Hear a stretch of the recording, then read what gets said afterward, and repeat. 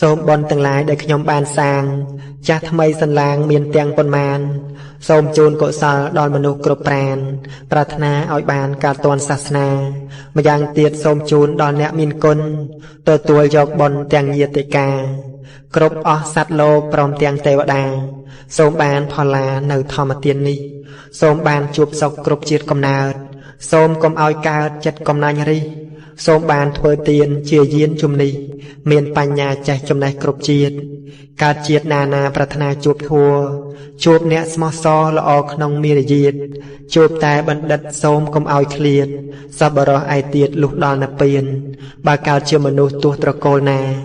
ក្នុងក្រុមគ្រួសារកុំឲ្យអត់ឃ្លានជួបកែវទាំង3អាស្រ័យឲ្យទានឆាប់ដល់និព្វានតរៀងទៅសូមជូនបុណ្យធម្មទានដោយអំណាចនៃបុណ្យធម្មទានដែលយើងខ្ញុំមានចិត្តជ្រះថ្លាខិតខំបំពេញទោះពេលណាក្នុងពុទ្ធសាសនាទាំងប៉ុន្មានសូមលើកប្រកេនចំពោះសង្ឃ